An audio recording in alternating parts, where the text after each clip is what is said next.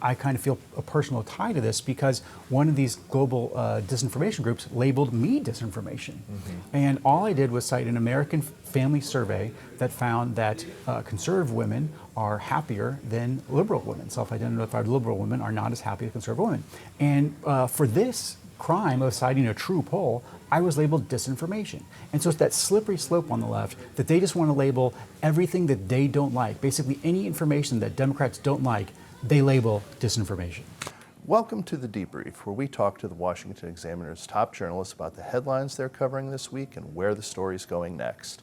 I'm Jim Mantle. I'm joined today by commentary editor Conn Carroll. Conn, among the many legal setbacks the Biden administration has faced recently, there's been a ruling where their attempts to really police social media companies have been labeled censorship. Talk a little bit about that decision and what the implications of it might be. Yeah, so this is a ruling that came out on July 4th, which is not terribly common, Right. but it was very newsy.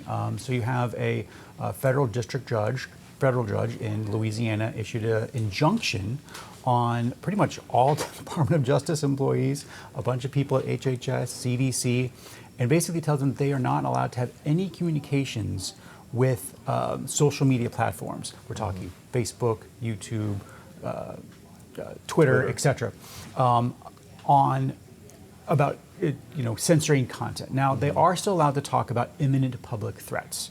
So if there was something on Twitter or Facebook that says, a terrorist group or someone would say, I'm going to shoot up this mall or something, that would be something the government still could contact them about. It also carved out a loophole for posts that would tell people the false date for an election date. Right. So for example, if someone was on Twitter saying, hey, if your last name's ends with D, vote on Wednesday, that would be something the government can communicate with big tech about. But on pretty much everything else, the injunction was ironclad: no communications, no coordination between these entities. So the Biden administration has generally taken the line that being able to communicate with these companies in this fashion is important to combating disinformation, that certain opinions, certain points of view, particularly surrounding COVID-19 during the peak of the pandemic, some of those views were deemed to be as much disinformation as saying the wrong day for election day. Right, but you quickly get on a slippery slope there. I mean, you can look at it and say, when you look through the judge's order and he details all the communications they have, a lot of them are about combating, actually false information about vaccines. But some of it is actually true information about vaccines. And then also a lot of it is information which maybe is not known. For example, the origins of the coronavirus. Did it leak from a Wuhan lab?